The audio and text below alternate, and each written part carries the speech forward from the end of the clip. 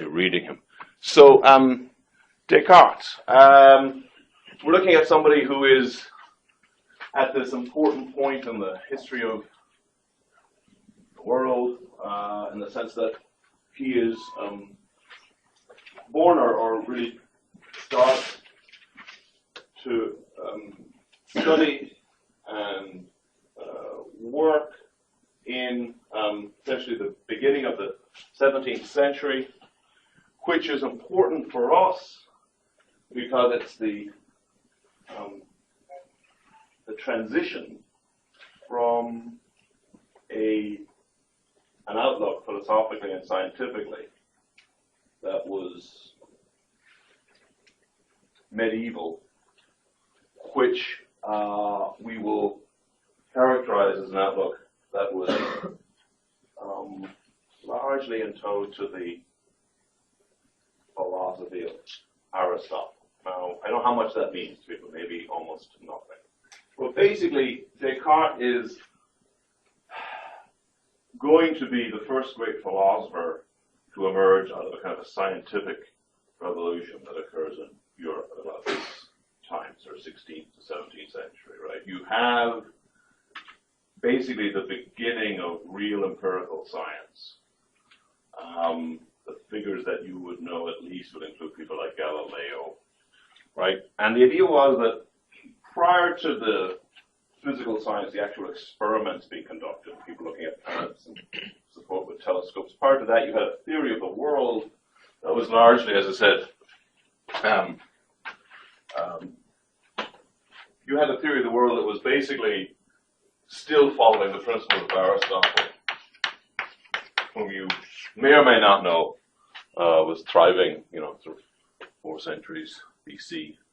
And Aristotle's view of the world was that you had kind of the world which was understood as and the sort of heavenly bodies, and his view was that they were kind of perfect and everything was all wonderful amongst those, and then there was the world which he didn't actually consider as being a flat world. He actually thought it was a round world. But in any case, there was some kind of body that was the world, or we'll now call it Earth. But at least the following was true. The Earth was understood by Aristotelian, so that makes it a bit fairer to Aristotle. The Aristotelian worldview was something like the Earth is at the center of the universe, or these heavenly bodies who are kind of separate from it. They're perfect. The Earth has certain issues, but it is at least the center of everything, right? Then you had people come along and dispute that. Copernicus wanted to argue that the Earth is not at the center of the world, that the sun is at the center of at least our part of the universe, and the Earth rotated about that. And then you had things like the sun itself was imperfect, right? The moon was imperfect, right? So basically, you had the breakdown of this whole perfect and imperfect kind of theory because of the onset of the new science, right? So Copernicus and Galileo came along and started to see that, right?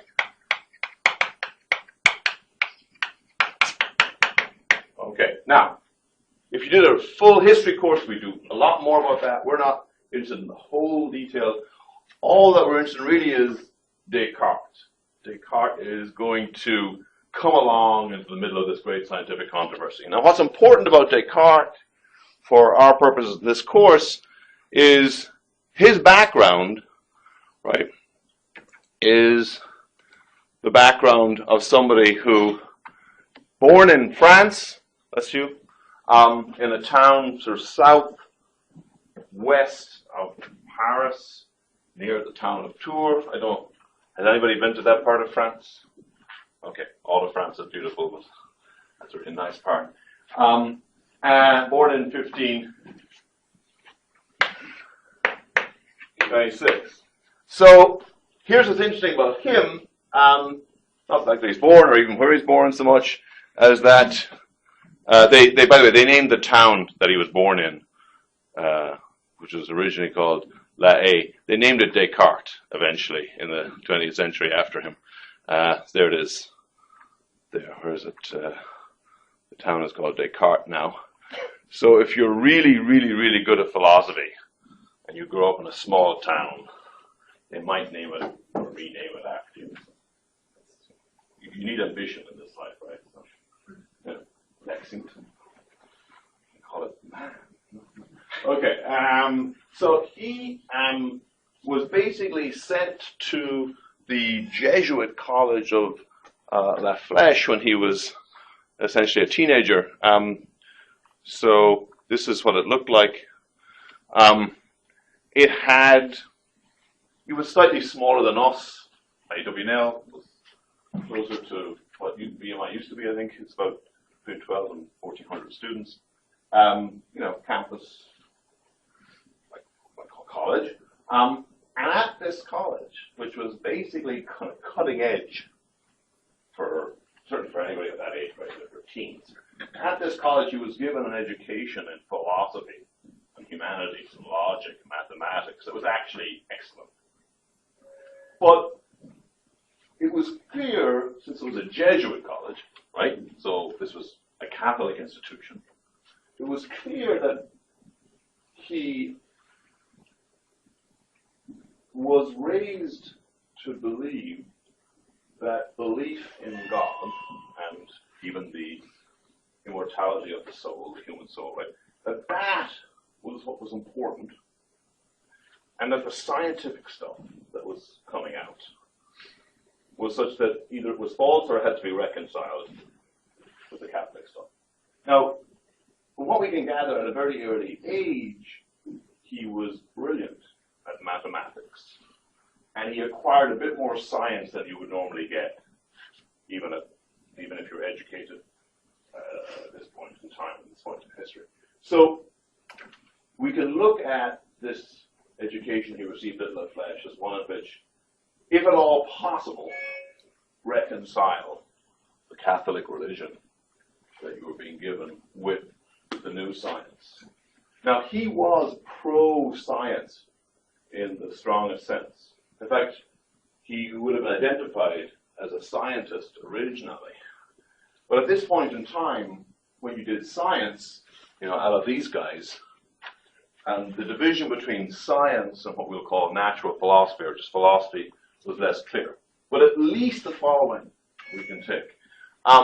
He was, from the very beginning, interested in the idea that God and the soul and all of that should be established, if at all possible, on grounds that could not be rejected and could be compatible with, as I said, this new science emerging from.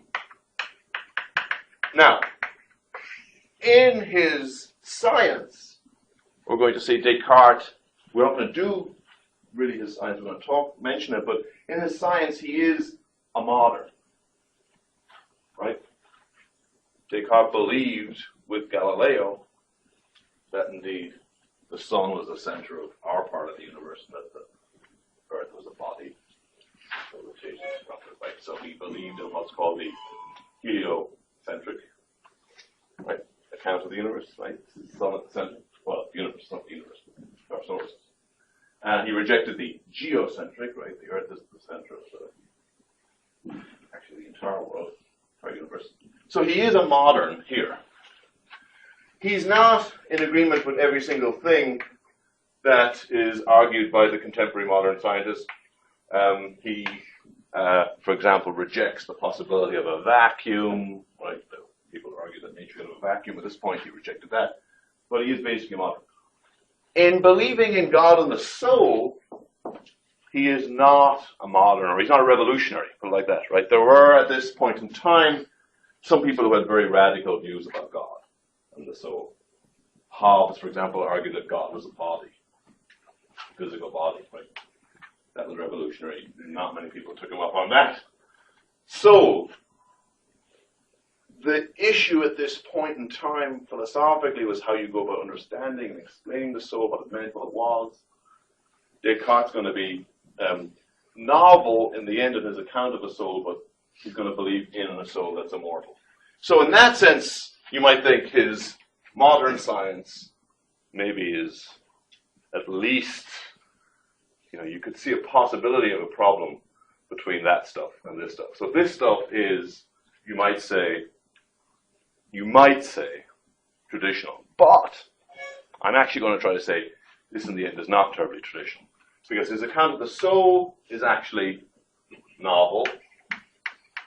He's actually going to give you a different account of the soul that was given before him, or at least a much better version of it than it was given before him. You might say that he harkens back to Plato.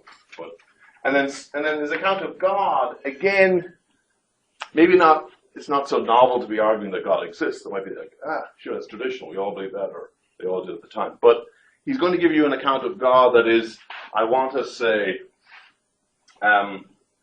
if not completely novel, like his account of the soul, his account of God is going to be, at the very least, have some new elements, right? So it's going to be a kind of a rethinking, right? So he's going to, a reimagining. He's going to give us some things about God that he didn't always have. So traditional in the sense that, yes, God and the soul are going to be proven. Not traditional because the accounts of each are going to be somewhat more radical. In modern, definitely an embracing the new science, right? And if we go back into this education in La Flèche, the idea is it was from there that it seemed he thought he could actually combine these two. Because at La Flèche, they did science and they did stuff about what Galileo was saying, and they did all the philosophy and the religion too. Okay, so I won't be able to do every single thing that he does in his life. Descartes was like many of you guys. He went to college, and then he went to law school, and he got a law degree. And then he was like what maybe you guys are like now, because you can't get jobs in law right now. You take 2 years off. And he did things that maybe you guys do, but I'd be surprised. Do you learn how to fence? That'd be cool, right? That's what he did. Or learn how to duel, I should really say. And ride horses. Some of you already can do that. But during this time, we don't get much information about him developing philosophically or kind of intellectually. But he did go to Holland in 1618, right? So there he meets a great mathematician who encourages him to do some actual philosophical work. He was basically a gentleman soldier with the Prince of Nassau at that point. He was traveling in Germany the following year, and this is the point where, if you read biographies, you get a lot of attention to this. He apparently was holed up in a place called Ulm, I think it is. Freezing cold outside, snow, you wouldn't know anything about that, right? Wooden stove, right? Always good apparently for philosophy, to have heat in a room like that. And he had this 2 nights of dreams in which he just had this vision of philosophy he was going to share with the rest of the world and put science on a good path and all that kind of cool stuff. So he had this vision that made him think, okay, I'm going to write this great work that will give us all of this.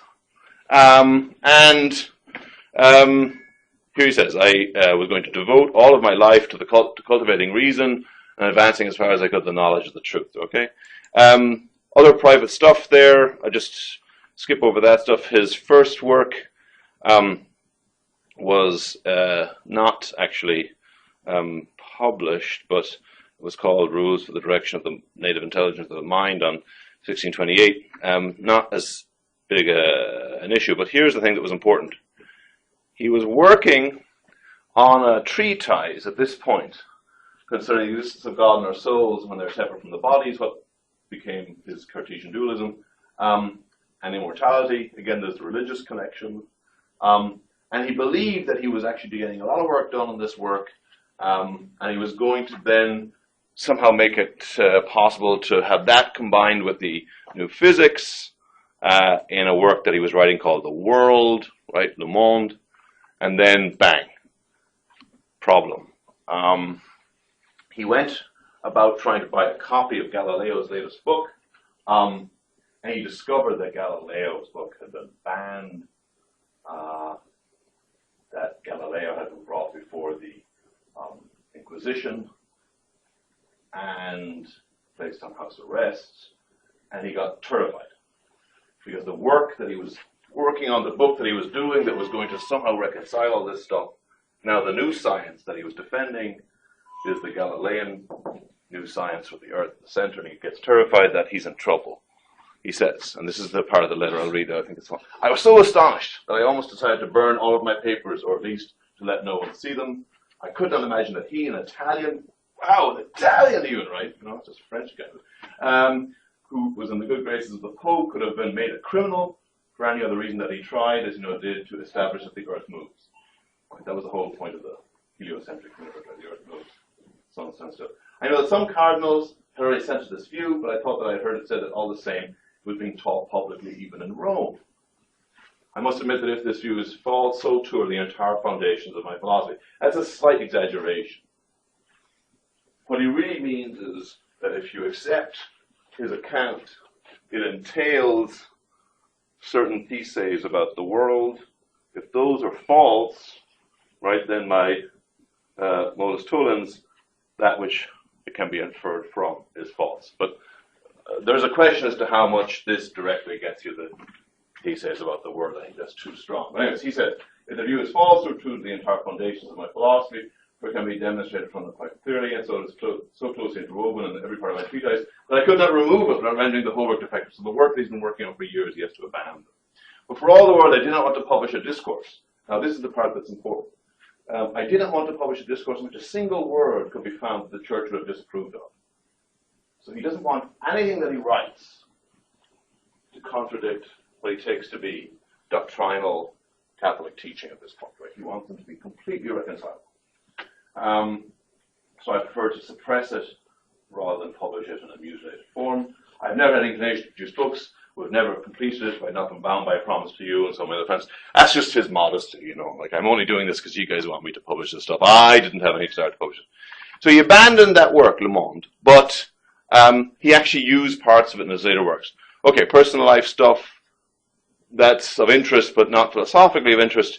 The point is then that in 1637, he publishes what is the sort of first great work of philosophy of Descartes. This is the work that contained the sentence, Je pense donc je suis, right? I think therefore I am. It was an introduction to a bunch of essays that were entirely scientific, right? So you see the optics, the geometry, the meteorology, right? There was a bunch of scientific essays, but an introduction to that, which was basically say, okay, here is the method by which you can find out all these scientific discoveries about things like optics and I think there's the meteorology, sort of stuff about, you know, even things like clouds and weather. You could find out all that stuff by adopting a sort of a scientific outlook and a set of principles that you're going to get that will work for anything scientific, right? So you want to say, okay, here are some exercises, and here is sort of the first version of this philosophical foundation for all science. That discourse is worth reading, but everything that's really good in it is got in the Meditations, and Meditations is stuff that's even better. So we're not going to read that even though it's in our book. It's a short read. You can read it if you so wish. But it does contain that first statement of his famous cogito, I am thinking therefore. Yeah? Did you write in French? Or? Good. So actually, he wrote in both. Now, the Meditations and subsequent works, the Meditations especially, he wrote in Latin. And then other people translated them into French, and he approved of the translations. But there's actually controversy among scholars, because you should really only take the Latin stuff that he wrote in his Latin and the French, like the Discours, that he wrote in his French, and you shouldn't take the translations, even though he approved of them, as being his word. So he wrote them both. Now, of course, at this point in history, Latin is still the lingua franca. It's still the language that all educated people in Europe are able to read and write in. So when you publish in Latin, you publish for scholars and thinkers and scientists. When you publish in the vernacular, whether it's French or Italian, or whatever it is, German, right, you're publishing with a wider audience in mind. Now that means that the Discours could be said to be something that's aimed at a wider audience.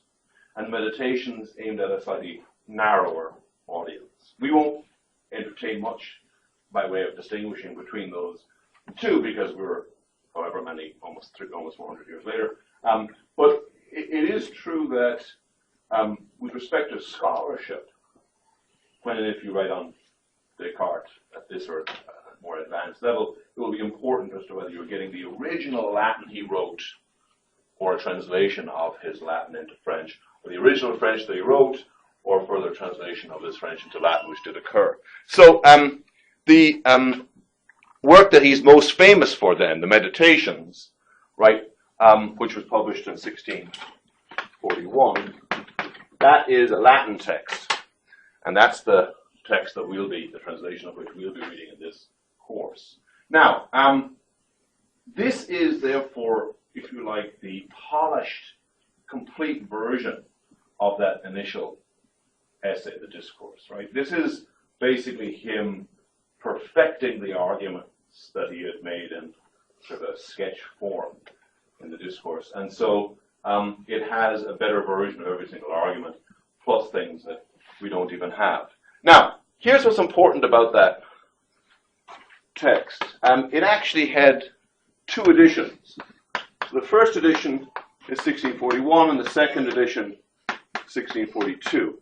The first edition was in circulation amongst other scholars, you know, the kind of big philosophers at the time, you know, people like Hobbes and Arnaud, right? They were all sent the manuscript, and they all wrote a bunch of comments. And then Descartes published the manuscript with their comments and his replies to their comments. It's actually objections. He's modest enough that it's objections and replies, right? That would be, I'd say, objections and refutations. But you can see people disagreeing with him and him responding to those disagreements. That's actually a pretty brave intellectual thing to do, right? To publish people saying, this is wrong, this is false, your arguments are atrocious. Right? But that's really, he published all those objections to his own work and his replies to those objections, right? Now, he published them originally with 6 sets of objections and replies, and then in the second edition, he finally got the objections of a Jesuit priest, because he was trying to get this approval, ultimately, of the Catholic Church. And he was very disappointed because he published the second edition with the 7 sets, right? And the objections from the Jesuit priests were actually terrible, really, really bad. And he was very polite and wrote very extensive responses to these very, very bad objections because he was trying to make sure that he was going to be acceptable. But as it happens, philosophically, those objections do little. What is interesting is that he realized between the first and the second edition that he had made one overreach. He stated in the subtitle of the first edition that he was going to prove the existence of God and the immortality of the soul. He was going to prove that. In the second edition, he realized that was too much to say, and so he said he was going to prove the existence of God and prove the distinction between the body and the soul. Not quite prove the immortality of the soul, but prove the distinction of the soul from the body. He thinks immortality basically follows, but that's technically a distinction that's important to him. Okay. Yes, and a French translation, as I said, was published in, 1647. Now, he wanted, and this is an important point about Descartes. As I said, I mean, Descartes wanted this to become accepted in teaching at places like La Fèche. So by 1644, he published basically a textbook version of the Meditations, right? So you had a kind of a pre-versions, 37, 38, you had the kind of discourse essay, then you had the polished version, which was like the substantive version we look at, then you had the textbook version, and that's called the Principles. And that's, I think the arguments and the principles are actually not as fun and as interesting. It's kind of a bit more boring in structure, and it's got way more of the stuff that is basically the science. So what he wanted was all the kids in school or in the college. So satisfying to He wanted all of them in the college to read him as a textbook, right? Because that's what everybody wants, ultimately, right? All the young minds to read that. And we won't read the principles because they rarely supplement in any sort of interesting philosophical way. I mean, anybody who knows a textbook versus an original author, the textbook kind of not so much, not so good. It's kind of a bit more standardized. Okay, now at this point he was obviously becoming super famous. He was in high demand by princesses and queens at the time, because we know they were the more intellectual of the rulers at this time in Europe. So Princess Elizabeth, who was in exile, was really interested in his work, but didn't think that he could figure out the relationship between mind and body and the basis of what he said in the meditation. So she corresponded with him, and there are some extracts from her essays, or her letters, I should say, in the book. She got him to write more about the relationship between the soul and emotions and sort of non-purely cognitive exercises. And so he wrote The Passions of the Soul because of that request from her, which was published in 1649. And he was delayed, or he was finishing that book. He delayed going to Sweden to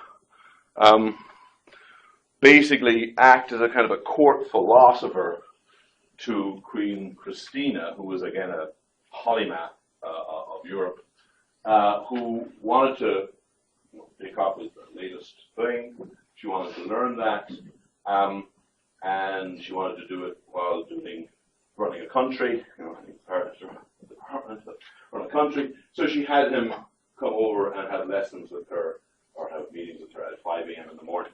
Now, ever since he was very, very young at La Flèche, Descartes didn't like getting up early in the morning. He suffered from what might have been tuberculosis as a kid.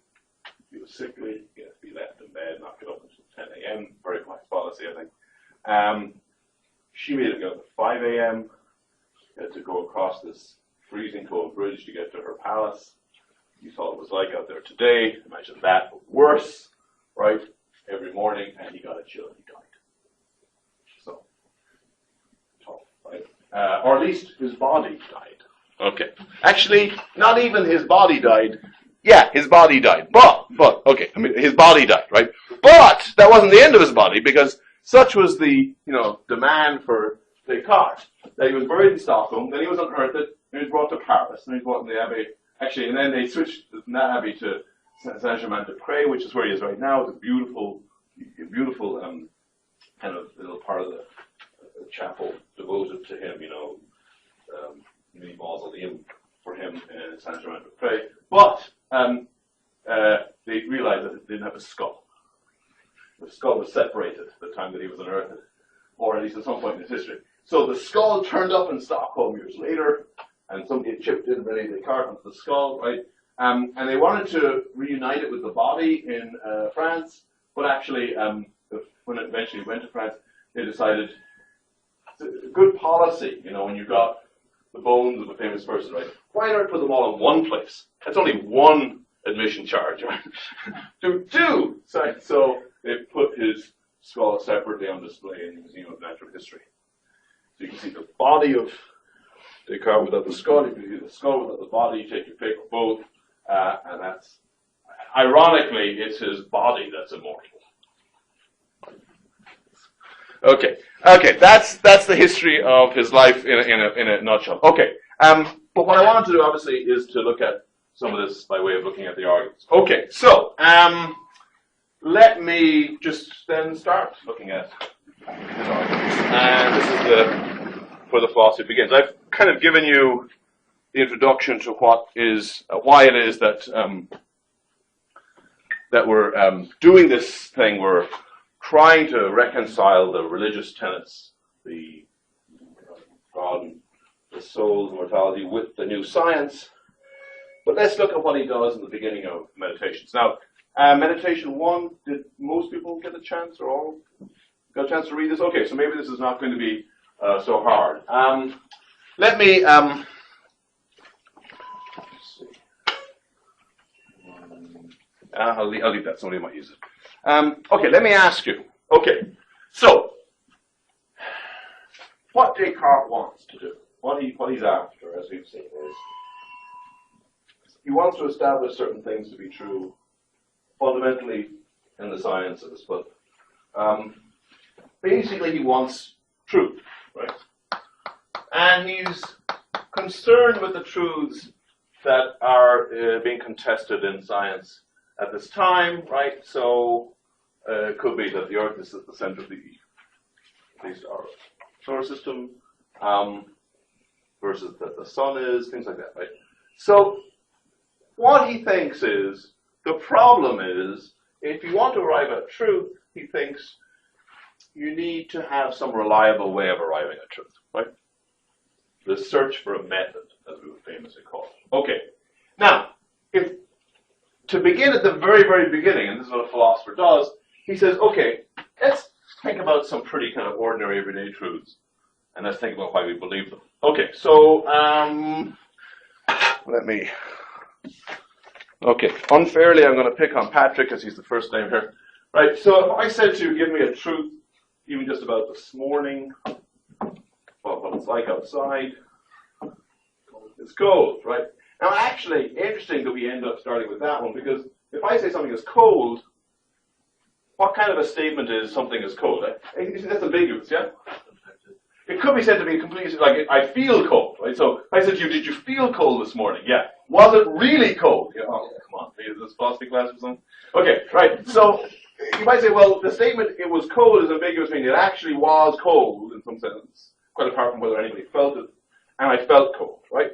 Now, if I wanted to give something that was supposed to be not just it felt cold, but it actually is cold, what might I say?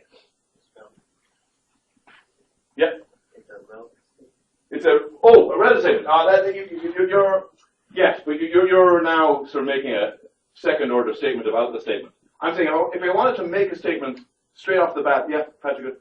5 degrees out. Right, say 5 degrees, or as I would say, minus 17 degrees Celsius, because that's the actual. Okay, so that statement might or might not convey that it felt cold, but at least it would be closer to being an objective statement, right? So if people were worried that it was too subjective, right, because it was just describing how it felt to me, right, then people say, okay, well, here's a perfectly objective statement, namely that it's minus 17 degrees Celsius outside, right? Okay. Now, it doesn't matter as a philosopher what actual temperature it is outside. That's for the scientists, right? All I care about is that that statement is supposed to be objective, right? Now, he's going to ask, how do you know that? How do you know that it's whatever degrees cold or hot out there? By senses. By senses, okay. That's moving immediately to his language. So something like, well, we have these things that test for temperature, right? We have these, like, I don't know what they are. They're probes or they're thermos, what do? They stick stuff in the air and the snow. I have no idea, right? This is the science building. I can be completely free of all those concerns and worries. There are some things that do it. But ultimately, it's something like, well, we establish this existence of this temperature versus some other temperature by some sort of empirical test, right? We measure it using some device that measures temperatures. But ultimately, that empirical test that is the temperature measuring device is a proxy for some version of us using our eyes, our ears, our sense of touch, smell, etc., right? Okay. So this is using our senses. And so what Descartes assumes to be true is that for the vast majority of things, or even if you like the vast majority of things in science, basically it comes down to the use of our senses. So we have the view that even for the objective stuff, the senses basically give us what's true, right? So we basically test the truth of the statement by the senses, right? So if I said to you, I don't know,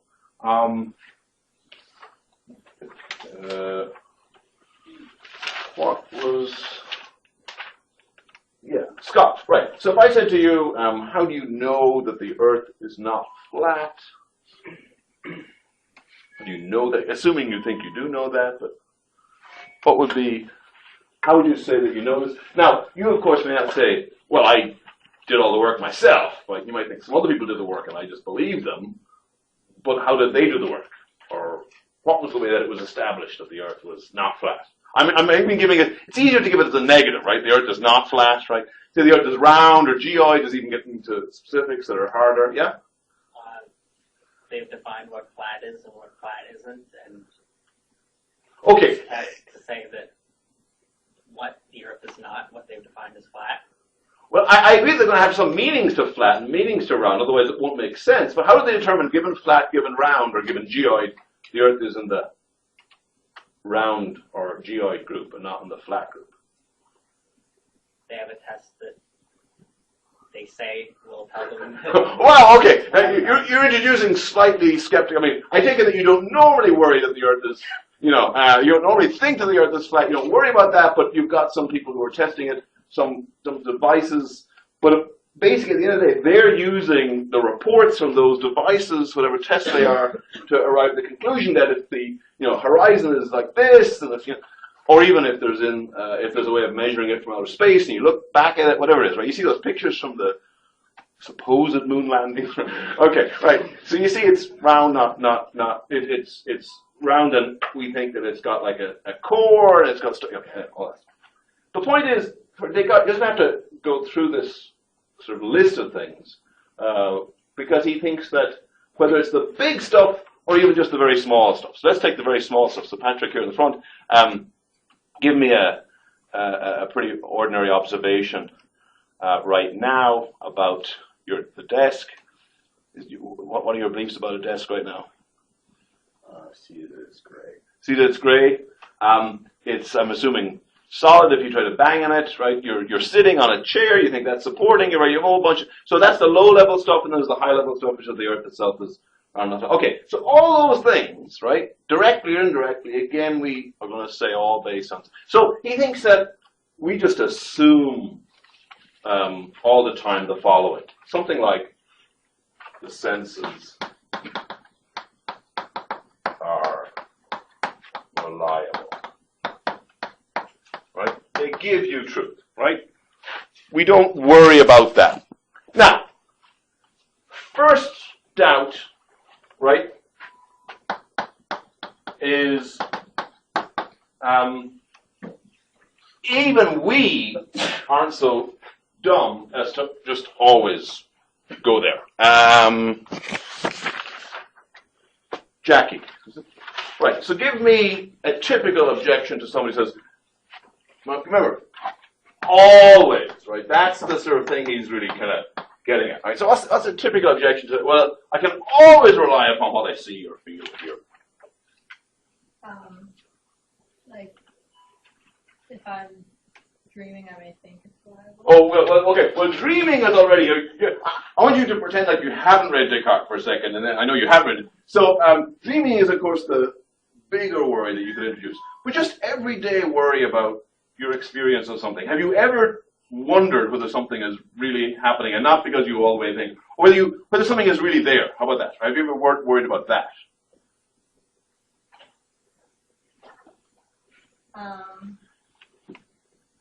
You've never worried whether that thing really is there in front of me, or whether, or how about it? Have you ever wondered about whether, say, you really are smelling, say, a fire or something? Okay, so I think there are times when we basically worry about whether that smell or that what we see, or even what we taste, is actually what we think it is.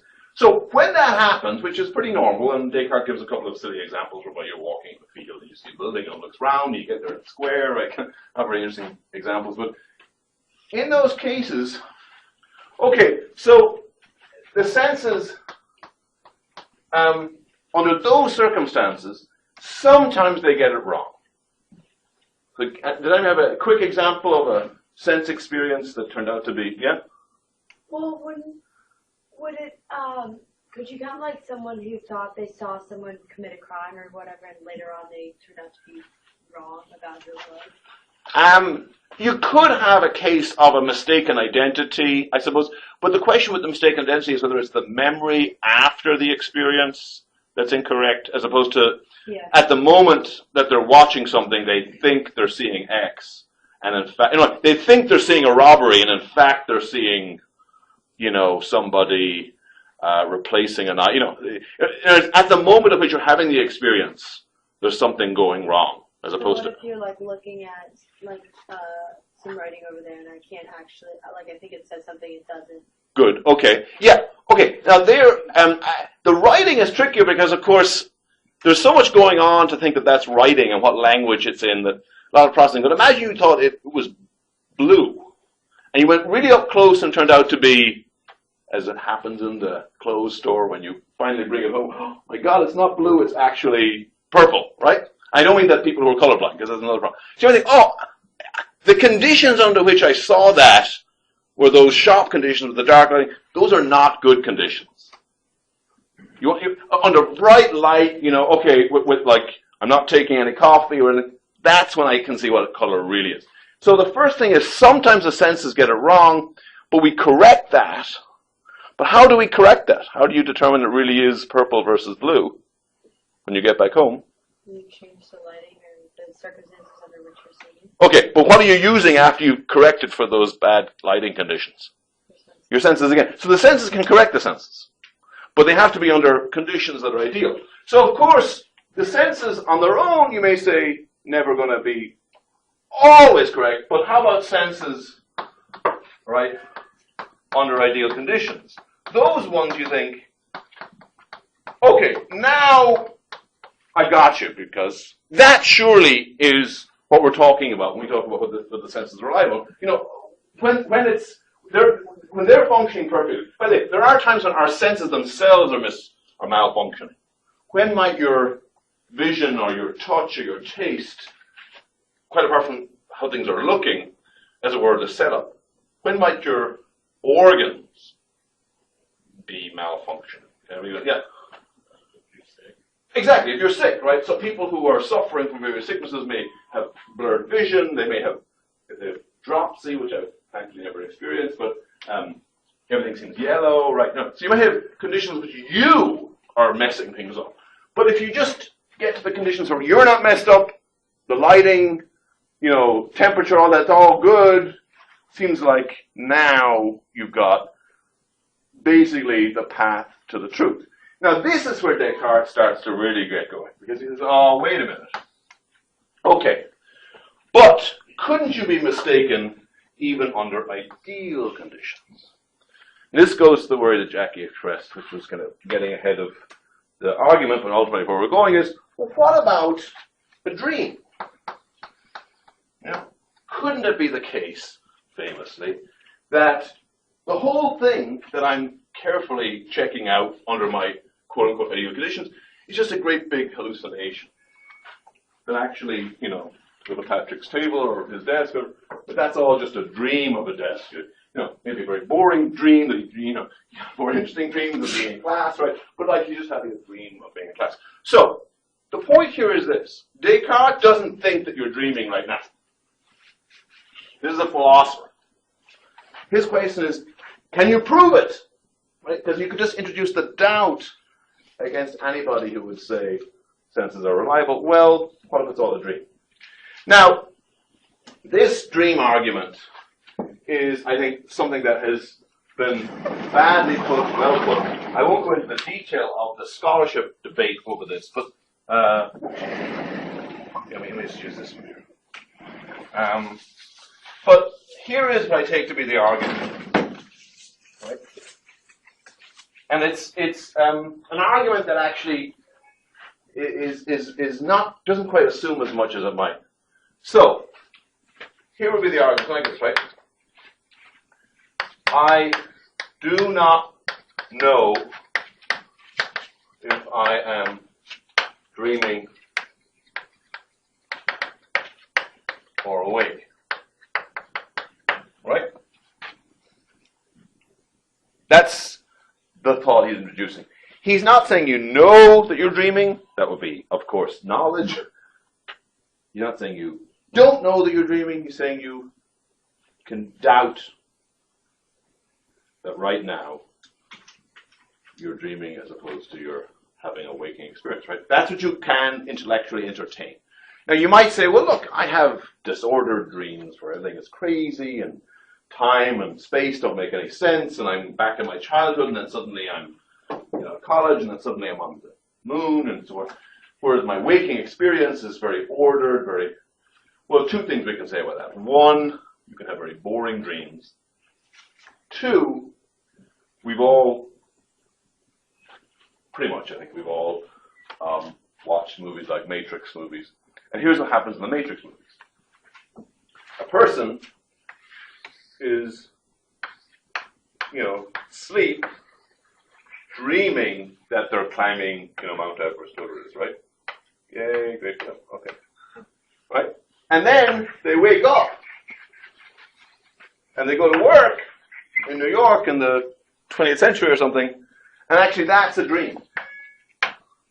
Because really, they're in some pod somewhere, being milked for their electricity by the robots or the machines, whatever they are, right? So you could say, well, look, of course you could distinguish between the crazy dreams and the sort of everyday reality, but that everyday reality could be just a great big dream. So you have a dream within a dream, right? That's the point about the Matrix, is not that people are dreaming, because people are dreaming in normal life. That's not news. The people are dreaming their awake part is a dream as well. That there's no awake, ever. That's the Matrix talk.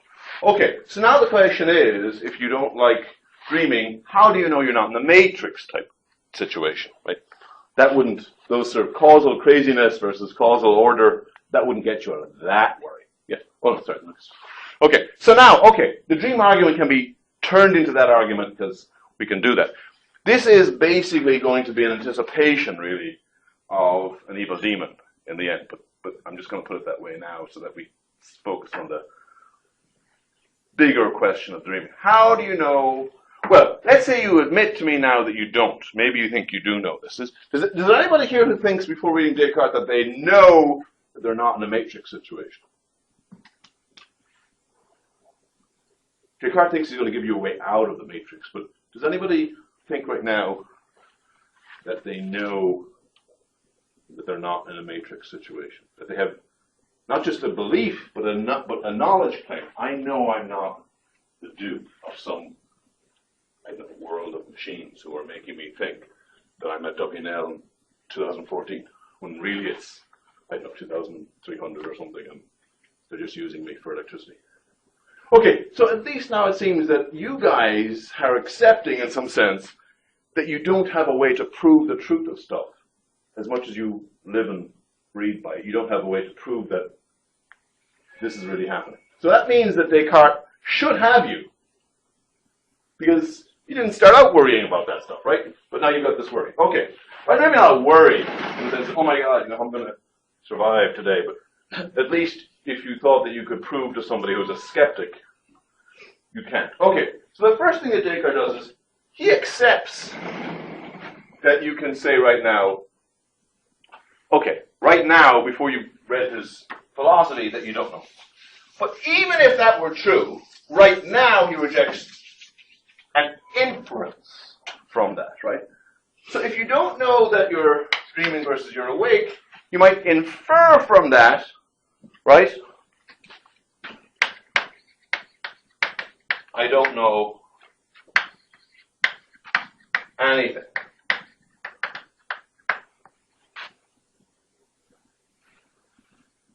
Now, he thinks that's invalid. He thinks that even if you were to not know whether you're dreaming or awake, you know certain things. And his argument is a little more complicated, but basically it involves the following idea. Let's start with your dreaming or awake. What do they have in common? You're alive. And actually, he does end up saying that's true. But that's the answer part in Meditation Tue. So that is coming up. That's correct. He's going to make you accept that either way you have to be conscious to have either dreams or experiences. So ultimately, yes. But right now, he says, if you just look at the dreams themselves or awake experiences, right, the stuff that right now, they've got a lot of stuff, content, if you like. Yeah, awesome. Well, does he say mathematics are like always the same? He actually reserves that for a little further along in the argument, but you know, all these are good anticipations. I want to get the kind of more boring stuff before he gets to the math stuff and eventually the cogito stuff. So the boring stuff is, you got colors and shapes and so on. So even if you were, I mean, think of it like this, right? Think of this person in the Matrix. Sorry, I rubbed it off, right? They're thinking about, you know, whatever, buildings in New York, whatever, I think it's New York. Anyway, buildings and stuff like that, right? You might say, well, look, that's not too bad, because in order to have a dream about buildings, what needs to be true? The buildings exist. So even the machines, you know, didn't invent the world out of nothing, right? They had to use the contents that they had and give them to you as dreams. Now, of course, you might say, if you don't believe in a bunch of evil robots, you might think, well, even if I'm dreaming right now, my dreams are based on reality in some sense. I didn't invent all that stuff on my own, right? So you might think, well, look, the stuff in the dreams is based on reality. Even if it's rejumbled and repackaged, even if the colors aren't quite the same colors, or doesn't matter. The stuff in the dream, right, which is based in reality. So I should at least be able to know certain things on the basis of, you know, that. So there's a version of this whereby I call it the super dream, the extreme dream, whereby you might think, well, look, the dream is based on reality. But now he imagines, what about, could you have a dream in which absolutely nothing in the dream was based on any reality whatsoever? So you're dreaming all this, but in fact, I don't know how to depict this exactly, the world is completely and totally, utterly unlike anything that you ever dream of. Would that be a possible world in which you're dreaming? It's not the Matrix world, because the Matrix is based on, you know, this is reality, this is the dream, and the world kind of contributes to that dream, right? That's the situation. Which, could you imagine a world which is totally different from the dream world? Well, now we're getting, that's a super dream, and that doesn't involve any kind of causal agency on the part of any evil individuals, perhaps. But now we're getting to, okay, the super dream hypothesis. We still might think, well, you know what? That's still something where, even if I don't know that reality is like my dream, I still might think, well, there's something I still know. It's not true I don't know anything. Surely, even if that's the case, I still know something that has nothing to do with reality. So 2 + 2 = 4. Right? That has nothing to do with whether anything exists or not. In fact, that's true even if there's nothing. Even if there's totally nothing, that's true. Even if there's no to anything, that's true. Even if nothing is equal to anything, in actuality, that's true. I can't possibly dispute that. Okay, so there's a question of whether this is a separate thought from the one that I have in mind here, but I'm going to try to present this as being, okay, that is something that in order for me to go wrong and for that to be false, where would the problem lie? Imagine that somehow 2 + 2 was not equal to 4. You know, crazy thing.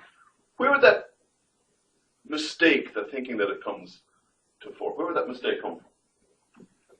How would I be making a mistake? Yeah? The definition. The definition of the concepts, the ideas, the number equals all that. Okay, now imagine I said, okay, well, take this concept and take this concept and take plus and take equals, right? I think there are 4 concepts there, whatever. Okay. Imagine that you, okay, look, I don't even care whether those concepts are correct. What I care about is that my reasoning about those concepts are correct. That's what I really care about, right? could I still be going wrong in my reasoning about those concepts? Like I said, my way of understanding addition is, my way of understanding equals is, my way of understanding two is, and given those understandings that I have, that's correct, right? That's a pretty minimal claim. It's much weaker than the normal claim, right? Normally, honestly, I'm correct. But if I just say, look, given 2 and plus and equals and 4, that's correct, right? So given my definitions, if you like, that's correct. Could I still be wrong in my reasoning on the basis of those definitions or concepts? Could you be failing to see that they actually equal 5? Well, we created them. That may or may not be true. Descartes doesn't believe that's true. But even if that were true, could I be mistaken about my reasoning about my own creations? You're saying no, couldn't happen, couldn't be wrong. Yeah, because it's like your own perception, and so. Like, Okay, your own perception. Now, what kind of perception do you have in mind? Because it's not like looking at the board perception, right? your own creation, I guess. Well, but it's all mental. It's all in the mind perception or creation. Because you're talking about my reasoning, my thinking, not my sensing. You're saying I couldn't be going wrong about my own kind of internal reasoning about things, even if those concepts didn't apply to the world. I couldn't be going wrong about what's happening in there. That's your claim. I'm sure you could be wrong in one way or the other. Oh, but I want you to at least have the thought initially, even if you give it up later on. Prima facie, it seems crazy to think that I'm going wrong there. Literally. Especially with something that every other person agrees and says that's their perception as well. Yeah, it's hard. Okay, although it shouldn't be the case that what other people think really affects the matter here. I mean, you might be brought by pure pressure to believe that 2 plus 2 equals 5, but really you shouldn't, right? You should really think, no, I don't care what you guys think, right? It seems clear to me that 2 plus 2 equals 4. Yeah. Okay, so now the question is, what would be the way to imagine? We can't literally imagine that being wrong. I mean, I challenge you. Can you think that to be wrong? No. So if you can't think it to be wrong, what are you thinking if you do entertain the thought that it could be wrong? Well, you're not literally, what you're thinking is, okay, in some way that I don't understand, it could be wrong. Okay, yeah? And my whole existence must be My whole existence must be wrong. well, my own reasoning could be wrong. I mean, my existence is actually a stronger claim because this isn't that anything exists yet. I suppose Nathaniel's already saying, well, I must exist to be doing reasoning about mathematics, even incorrectly. but you know, even if I make mistakes, I must exist to make mistakes. But this thought is, the whole thing could be wrong, not in the way that we can literally see, but somebody could have basically kind of given us a bad reasoning ability, right? Now, who would be the person who would basically give us bad reasoning ability? Yeah? God, a creator, the creator. So it might be that God basically was going, ha, it's really 5. I'm going to make all these guys think it's 4, right? Now, that is the deceptive God hypothesis. That is the real sort of worry that is introduced here, right? God could be messing it up. God could be making you reason in... Now, this is so far advanced as a kind of skepticism that it might be that Descartes can't even get out of this. Some people think he's actually lost at this point because there's just no way to escape from the thought that everything could be wrong in my reasoning because God makes me go wrong there. I, will at least admit that there's a way to argue that he can defend his position in the end, but it's controversial as to whether he can escape from this doubt. But this is a pretty kind of this is as far as skepticism went in sort of the pre-Cartesian world. Descartes pushed it 1 degree further. Now, he then backs away from saying God, because that would be God as a deceiver. He backs away from that and he says, well, wait a minute. I don't have to worry about that one because what do I know about God? He's good. Right? So God's not going to do that to me, right? That would be so bad of him, right? Because I'm absolutely at his mercy at this point. There's nothing I can do about my reasoning at that point. If that reasoning is incorrect, then I'm just screwed, basically, because he's made me reason incorrectly. Even, think of all those people who think they're so clever because they got Nobel Prizes. I was just laughing at them. Think the double helix structure? Are you nuts? I just thought it was rubbish. I just made that up. Okay, so he's a good guy. He's a good guy. But now the worry is, oh, wait a second. Now, this might be a separate concern or just a way of fleshing out 5. Isn't it the case that I actually make mistakes all the time in various contexts, and God is like standing there and doing nothing while I think the movie's on at 8 and it's on at 7:30, or while I think that the class has a paper due on Thursday, it's actually due on Wednesday, right? Isn't God just not helping me? So there is this that, oh, well, God is a deceiver, that's not, but God actually, God is an actual, at least, allows deception. So maybe God is allowing this deception. Now, let me try to say that's probably not considered a separate worry. You might think that's just 5. But if that's not a separate worry, if that's just 5 star, then we get another version of 6, which would be something like this. Can I know that there's a God? Let's say I'm worried that maybe I don't know now if there is a God or not. And I go back to this. Could there be another source of error? So maybe I'll make that 5 star or 6. Could there be another source of error other than God? And this is interesting, because now we have to remove God from the picture. And what do we get if we remove God from the picture? What's left to give us our reasoning ability? What do you have if you don't have God? Yeah? You. Well, where did you come from if there's no God? Something like that, right? What's the source of you and your mind and all that cool stuff? Your brain. Where did that come from? Science. Well, I think science is the name to the human endeavor. Yeah. Chance. Well, basically, roughly speaking, it's nature, or the world, or something like that. And nature, if there's no God, is a product of chance. So you might think nature, well, that's not God's nature. That's just basically, random happenings of things in the universe that give us nature. So the worry would be this. If it's the case that I'm the product of nature, there's no guarantee that nature will make me reason correctly. On the other hand, if I'm the product of God, it seems like God's a good guy, but wait a second, God seems to allow deception in the context, right? So now the worry is, okay, my skepticism has now led me to the conclusion that I'm actually in a problem. I have a problem. Because I can doubt everything, all the way down to this cool stuff. And when I get to that cool stuff, it seems like I'm certain, but now I worry that either there could be a bad God, or there could be a nature that isn't necessarily getting things right that's giving me this thought.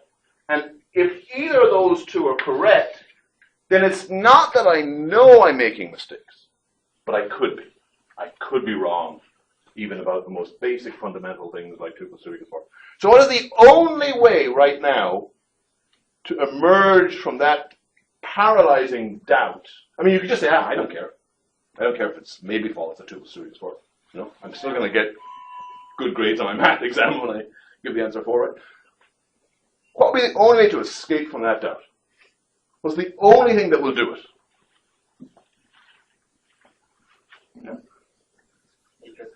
Sorry?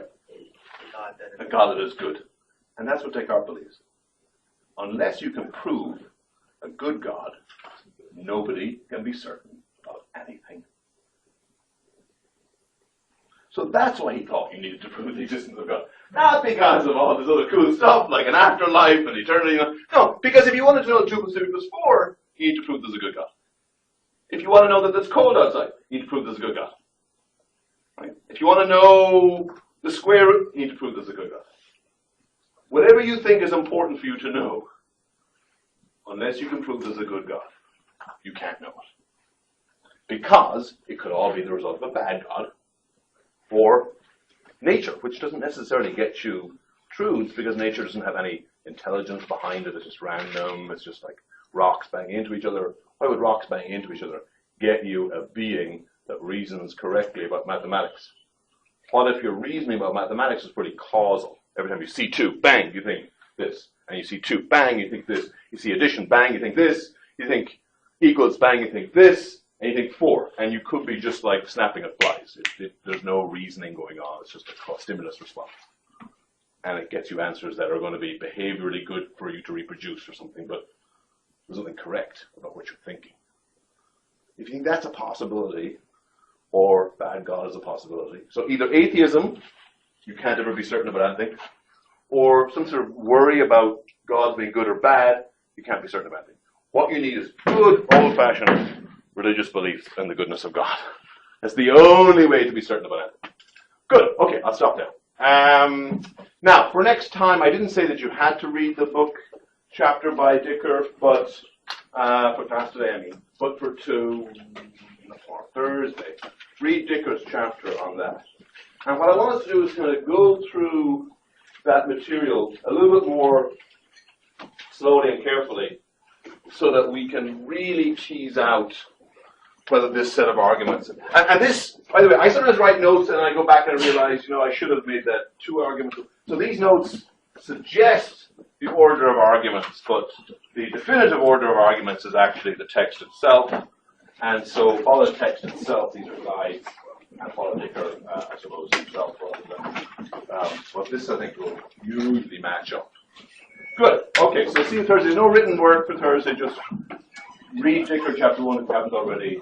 Read Meditation 1, certainly if you haven't done that already. See you then. Good.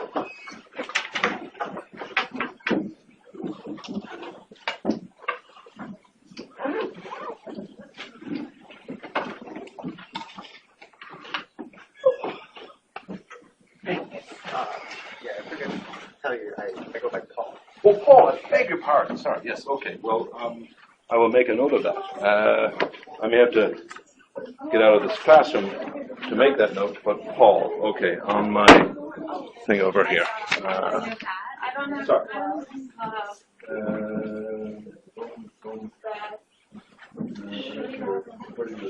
have anything. There you go. I go to the library and Oh. done for the day. Great. Okay, thank you very much. Hey, hey.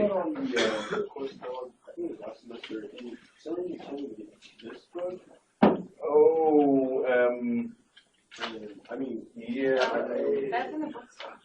That's in the bookstore as well. Is it? Okay. It may be just that it's the updated edition. Let me just check on that because it should have. I mean, I Are you found asking about the book thing? Yeah. Oh, is it? Okay, so let me determine this. I will. I will. It won't actually.